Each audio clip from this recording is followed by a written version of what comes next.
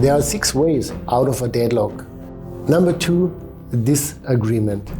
Based on our experience, it's necessary to force a negotiation into this conflict, into a disagreement.